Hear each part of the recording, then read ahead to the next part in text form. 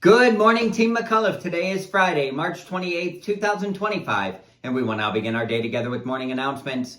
Please stand quietly and respectfully for the Pledge of Allegiance. I pledge allegiance to the flag of the United States of America and to the republic for which it stands, one nation, under God, indivisible, with liberty and justice for all. We will now have a moment of silence to think about what we are going to do today to help make the McAuliffe School a peaceful and happy learning place for all students and staff.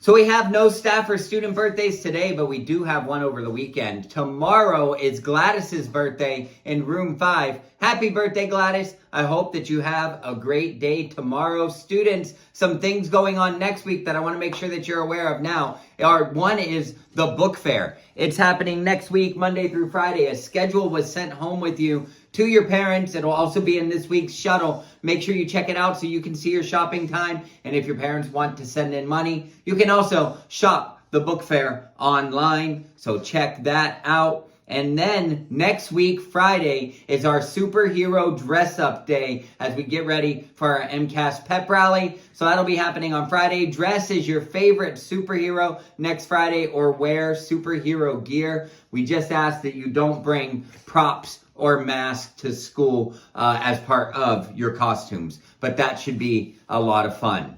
Now, we need to get into March Book Madness. Today's an important day because today's the day you vote. Before you do, though, I want to show you 2 more books. This first one is read by a Lowell High School teacher and coach. Her name is Miss Newcomb, and the book is called I'm Sorry You Got Mad. Hi friends, it's Nini from Lowell High School's National Art Honor Society Club, and I'm in the 11th grade.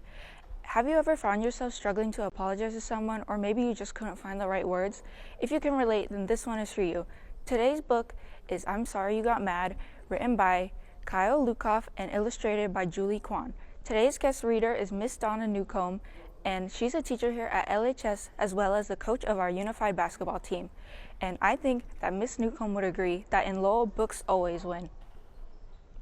Hi, my name is Mrs. Newcomb, and I'm here to read I'm Sorry You Got Mad by Kyle Lukoff.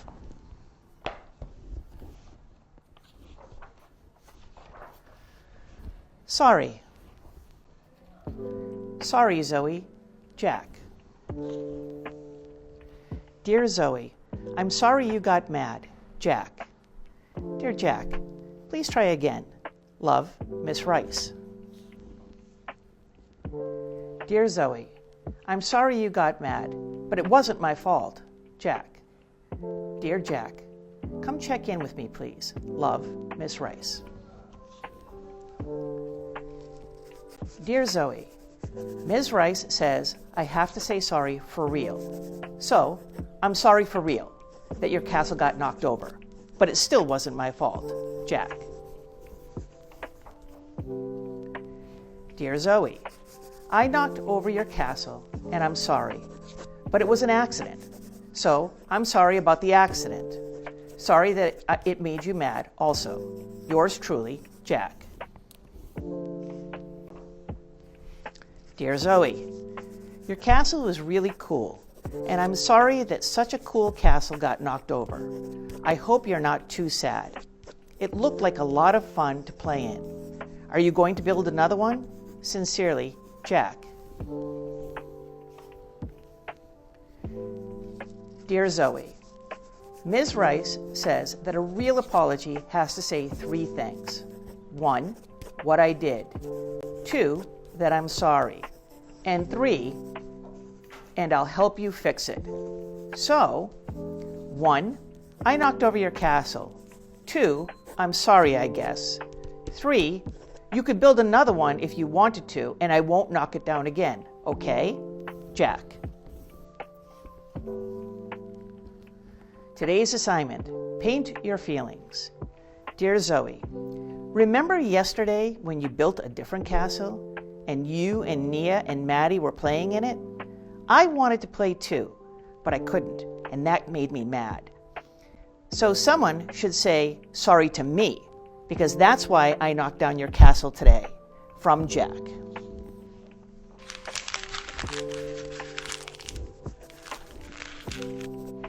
Dear Zoe, you built a really cool castle yesterday, and I wanted to play in it with you. But Ben and Jeremy said that I couldn't because castles are for girls, and that made me mad and sad. So today I knocked down your castle because I couldn't play in it. I'm really sorry, Jack. Dear Jack, I'm sorry that happened to you. I'll talk to Ben and Jeremy. Can we check in about your letter? You're almost there. Love, Miss Rice. Dear Zoe, I'm very sorry I knocked down your castle. I know I hurt your feelings. I want to help you build a new one if that's okay. But you don't have to let me. Your friend, Jack.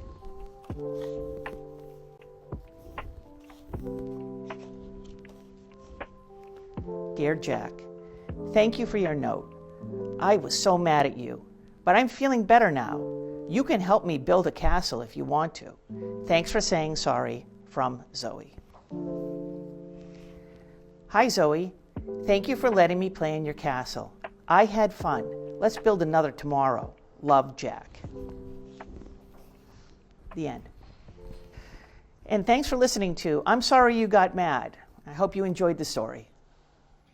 Okay, pretty cool book. We all know how hard it can be to come up with the right apology, but that is I'm Sorry You Got Mad. It is going up against another cool book. This one is being read by two of the student support specialists at the high school, Miss Palillo and Miss Polak, and it is called The Yellow Bus. Hello, reading friends. Nixon Strun here today with another great book.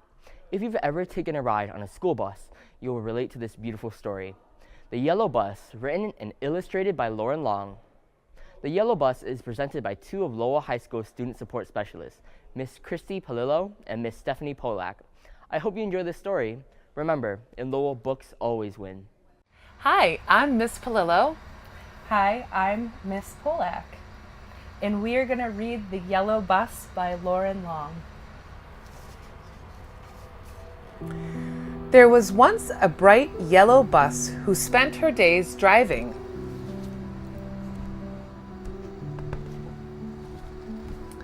Every morning they climbed in. Pitter patter, giggle, giggle patter.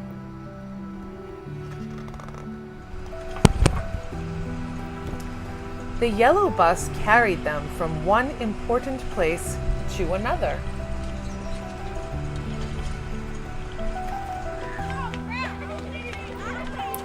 And they filled her with joy.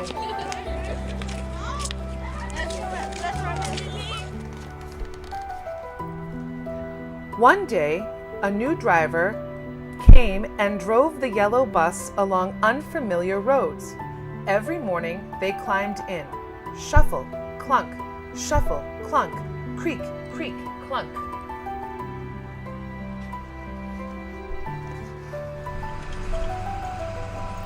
The yellow bus carried them from one important place to another.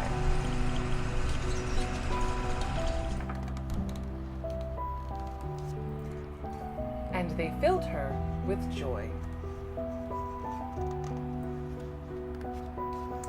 After a long time, someone new came and drove the yellow bus into the city. She parked in her quiet spot, walked away, and never returned. Nobody climbed in. The yellow bus didn't drive from one important place to another. No pitter-patters, giggles, shuffles, creaks, or clunks.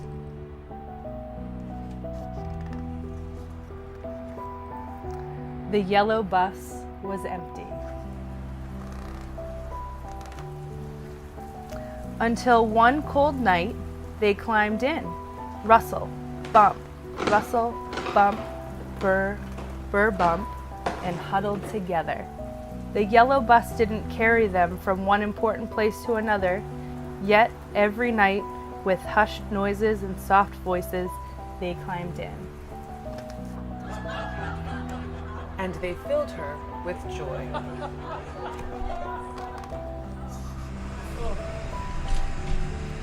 Early one morning, a truck arrived and towed the yellow bus through the city, across the bridge, into the country, along rolling hills, and down onto a farm nestled deep in the valley. The truck driver parked her at the bottom of a field on the bank of a river and drove away. But just as the yellow bus was missing, the pitter-patters, giggles, shuffles, clunks, rustles, and bumps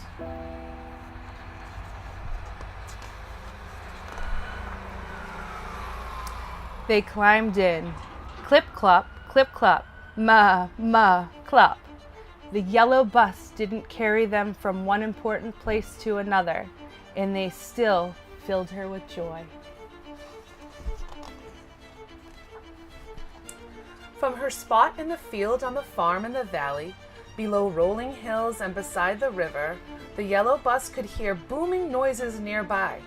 It reminded her of the sounds of the city, of large trucks and heavy machinery.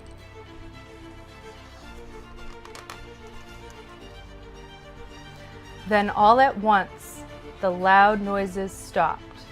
Soon the farmer came and gathered them together and took them away. No more clips and clops and mahs. The farm was quiet, and so was the yellow bus.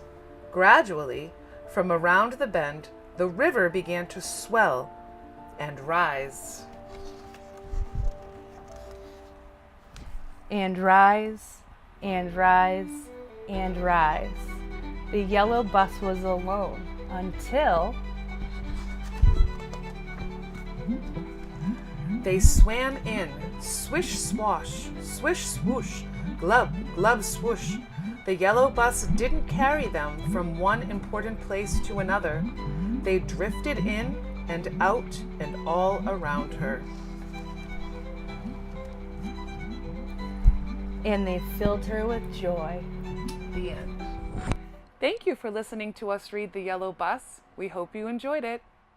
Okay, there's the yellow bus, and they were on a bus when they read it. Even cooler, now you have to decide which one of those two books you liked better and which one you want to move on to the next round of March Book Madness. Today, you're going to be voting on all of these matchups on both sides of the bracket, and on Monday, we're going to announce which books will be part of the Elite Eight, and you'll get to see the new matchups. By the end of the week on Friday, we're going to have a March Book Madness champion. Teachers, you can either have students vote using the online form that is in the March Book Madness S'more, or you can count the total number of votes for each book and put them on a bracket or another piece of paper. But I do need the total number of votes for each book. And go ahead and put that paper on my desk.